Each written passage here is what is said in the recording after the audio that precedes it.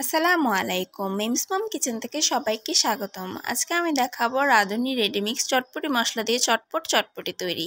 চলুন তাহলে শুরু করা যাক। নিয়ে নিলাম মটর 1 কাপ এবং তাতে দিয়ে দিচ্ছি পানি। এভাবে সারা রাতের জন্য ভিজিয়ে রাখবো।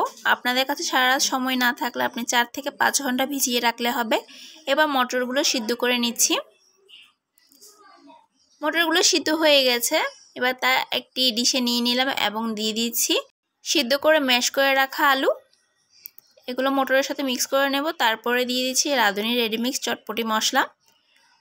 এখানে 3 টেবিল চামচ চটপটি মশলা দিব। এবার তা মিক্স করে নিচ্ছি। মিক্স করা হয়ে গেলে দিয়ে দেব স্বাদ বুঝে লবণ। লবণটা চেক করে নেবেন। এরপর একটি বাটিতে অ্যারারুটের গুঁড়ি নেব এবং তাতে একটু পানি মিক্স করে মিশ্রণটি মটরের মধ্যে দিয়ে দেব। এবার মটরের মিশ্রণটা একটি বলক আসা পর্যন্ত অপেক্ষা করব। একটি বলক চলে এসছে। এবার চুলাটা অফ করে দেব এবং ভেজে নেব ফুচকা। এগুলো রেডিমেড পাওয়া যায়। ফুচকাগুলো ভালোভাবে ভেজে নেব। ভেজে নেওয়া হয়ে গেছে। এবার চটপটি মিশ্রণটা একটি বাটিতে নিয়ে নেব এবং তাতে দিয়ে দিচ্ছি টক। এটি তেঁতুলের সাথে একটু পানি মিক্স করে তা তৈরি করে নিলে হবে টকটা। এর উপরে দিয়ে দেব শসা, পেঁয়াজ, কাঁচামরিচ, ধনেপাতা কুচি, সিদ্ধ করে রাখা ডিমের ঝুড়ি। এরপরে দিয়ে দেব ফুচকা, ভেজে রাখা ফুচকা। এটা ভেঙে দিচ্ছি। সবশেষে অ্যাড করব চিলি ফ্লেক্স। এটা চাইলে আপনি স্কিপও করতে পারেন, ঝাল বেশি পছন্দ করে দিতে পারেন। আর একটু উপর ডেকোরেশন করে নিয়েছি সিদ্ধ ডিম দিয়ে।